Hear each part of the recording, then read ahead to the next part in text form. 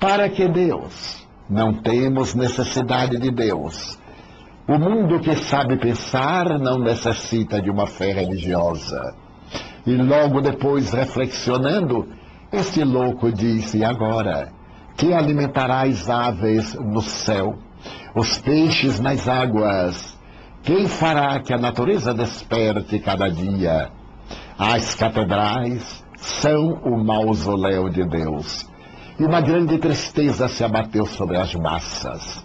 No entanto, logo depois, Deus ressuscita através de personagens como Albert Einstein, quando diz que a religião sem a ciência é cega, mas a ciência sem a religião é capenga. E o próprio Einstein demonstra a sua crença em Deus, seguindo a tradição de Voltaire, quando afirmava: eu não creio no Deus que os homens fizeram, mas eu creio no Deus que fez os homens.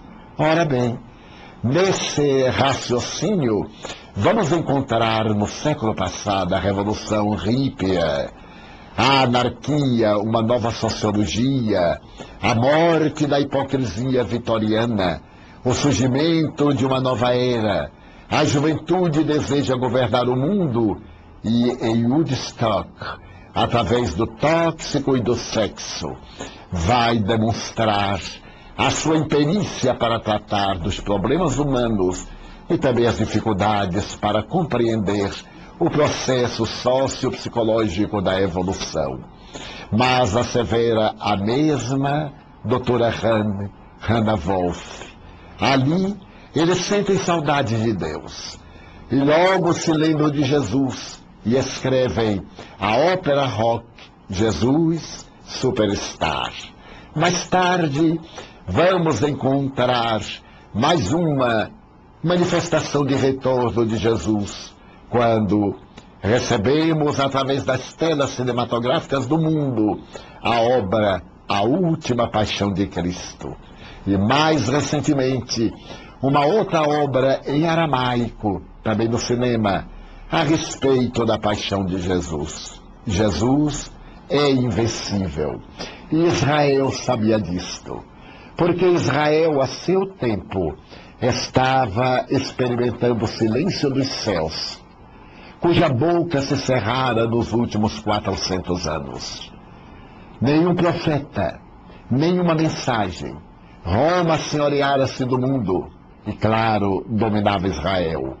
Lutava-se internamente para colocar a estátua do imperador defronte do templo de Jerusalém.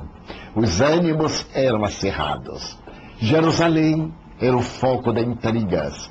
Asseverava-se que as paredes tinham ouvidos e na rua os olhos de César acompanhavam as multidões que transitavam de um lado para outro. A Torre Antônia, onde se aquartelava o poder imperial, as legiões também ali, eis que observava do alto a movimentação no santuário tradicional de Salomão e das velhas manifestações desde o tempo de Zorobabel que o houvera construído por primeira vez.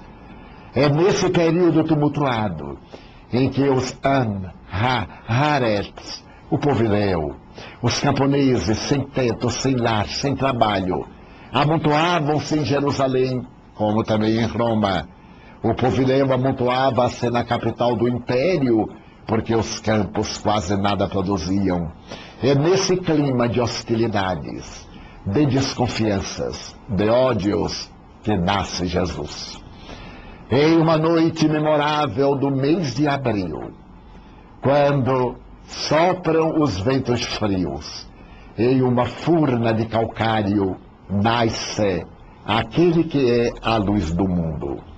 Mais tarde, os cristãos primitivos, desejando diminuir o impacto do paganismo em Roma, particularmente por causa das Saturnais, celebradas a 24 de dezembro, resolveram antecipar a data do nascimento de Jesus para o então hoje memorável 24 de dezembro. a madrugada de 25, portanto, na noite de 24 para 25 de dezembro, assinalando o nascimento daquele que é a luz do mundo. Desta maneira, diminuindo o impacto das tradicionais festas de prazer, de orgia que Roma celebrava. Mas será importante isto?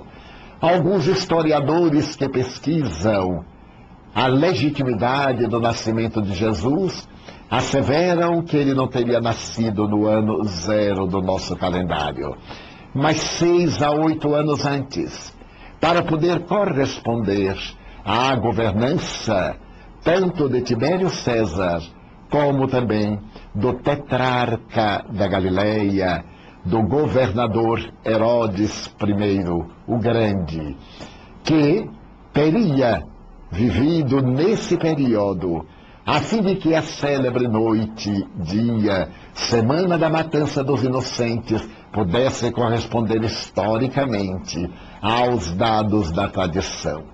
Mas será importante que ele haja nascido em abril ou em dezembro, entre 6 e 8 antes da data configurada na atualidade? O importante é que ele nasceu. Nasceu e mudou a história do mundo. Simples como um lírio do campo, nobre como a chama, uma chama de fogo que arde, vígio como a lâmina, glorioso como um raio solar, Jesus veio. E desde então, a humanidade não foi mais a mesma.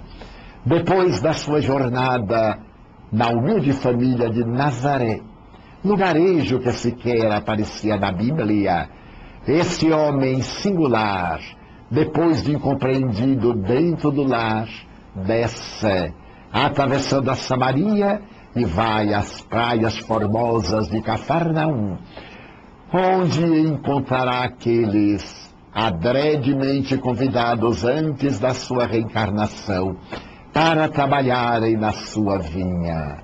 Ali chamará Simão Bar Jonas, o pescador, filho de Jonas.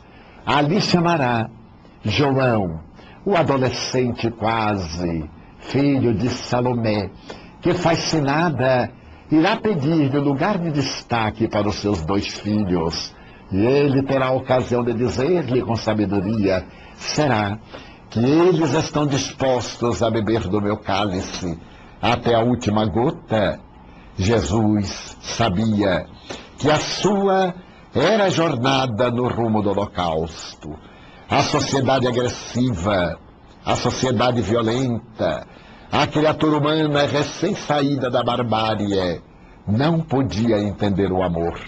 Moisés houvera substituído a lei de tal e qual, a célebre lei de Italião, pelo decálogo, mas agora ele vinha acrescentar ao decálogo o amor que cobre a multidão de pecados.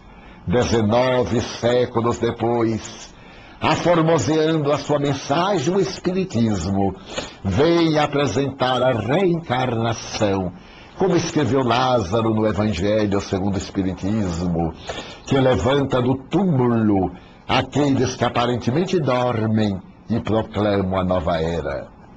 Jesus é singular. Ninguém que se lhe compare, força alguma que possa opor-se-lhe à mensagem grandiosa de renovação. A história não conseguiu apagar o seu vulto, mesmo quando os homens e as mulheres do passado cobriram-no das suas paixões tormentosas, vestiram-no de intolerância nas calamitosas cruzadas, nos terríveis dias da Santa Inquisição. Isso não foi suficiente para diminuir o brilho. À semelhança de uma gema preciosa, momentaneamente enodoada, assim que se lhe tirou a ganga, ei-la a brilhar, refletindo a claridade estelar.